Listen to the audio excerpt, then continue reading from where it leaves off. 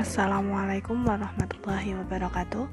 Kembali lagi bersama saya Hendriyanti Kartikasari pada mata pelajaran Bahasa Indonesia kelas 7 di SMP IT Asalam Sanden.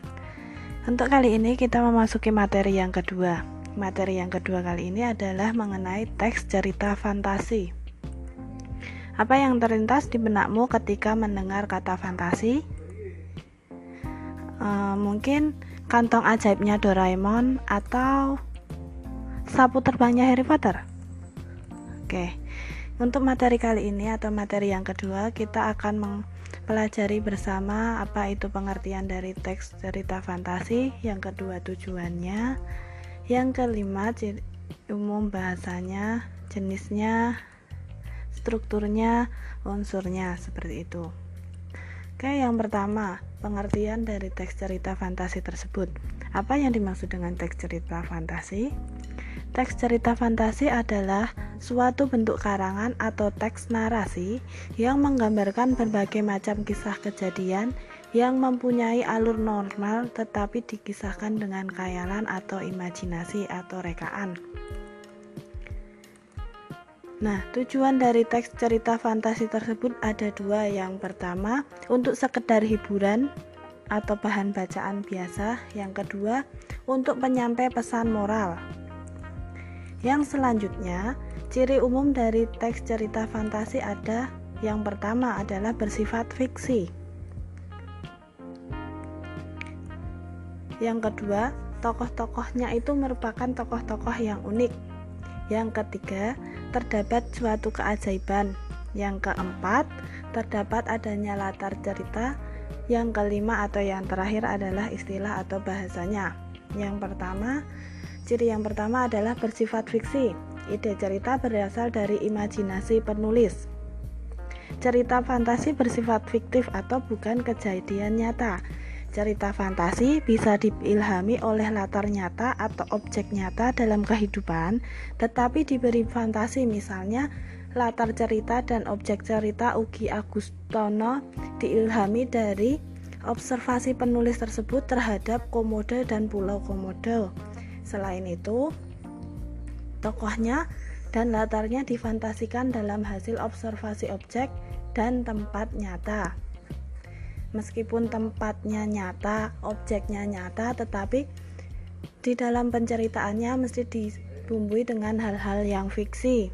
Demikian juga oleh Joko Lelono memberi fantasi pada fakta kota Wilingi yang ada di Blitar pada zaman Belanda serta Gunung Kelut. Yang kedua, tokohnya itu merupakan tokoh-tokoh yang unik. Tokoh dalam cerita fantasi memiliki keunikan atau kesaktian yang tidak ada dalam kehidupan sehari-hari. Cerita fantasi mengungkapkan hal-hal supranatural atau kemisteriusan, kegaiban yang tidak ditemui dalam dunia nyata. Cerita fantasi adalah cerita fiksi yang bergenre fantasi dalam dunia ini, imajinatif yang diciptakan oleh penulis tersebut. Pada cerita fantasi, hal yang tidak mungkin bisa menjadi biasa. Tokoh dan latar diciptakan penulis tidak ada di dunia nyata atau dimodifikasi dari adanya yang di dunia nyata. Seperti yang tadi, misalnya penulis mau menceritakan tentang Komodo dan Pulau Komodo, meskipun Pulau Komodo dan Komodo itu ada, tetapi dimodifikasi dari dunia nyata. Tema fantasi adalah magic atau supranatural atau bisa futuristik atau waktu yang akan datang. Yang selanjutnya, terdapat keajaiban. Peristiwa dalam cerita terdapat keajaiban, keanehan atau kemisteriusan. Yang keempat, latar cerita. Latar cerita dalam cerita fantasi menggunakan berbagai latar. Latar cerita fantasi bebas atau tidak terikat ruang dan waktu. Peristiwa yang dialami tokoh terjadi pada dua latar, yaitu latar yang masih ada dalam kehidupan sehari-hari dan latar yang tidak dimiliki atau tidak ada pada kehidupan sehari-hari.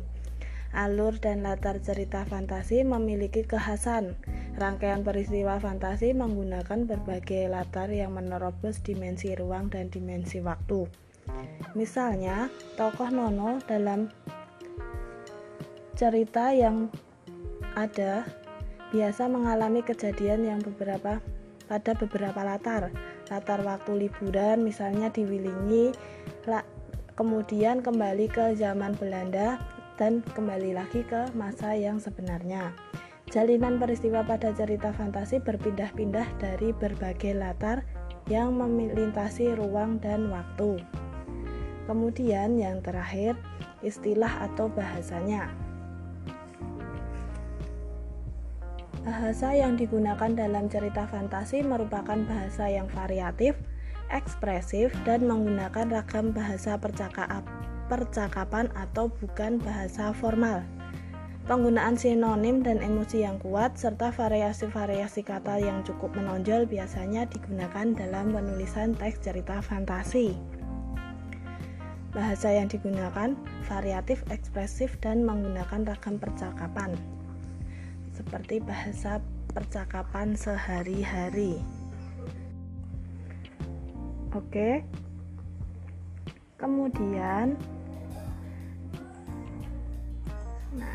cukup sekian. Jika masih ada yang belum jelas, boleh ditanyakan pada kolom komentar ya teman-teman. Cukup sekian dulu pada pertemuan kali ini.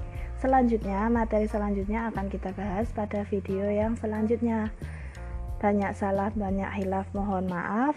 Sekian dulu. Wassalamualaikum warahmatullahi wabarakatuh.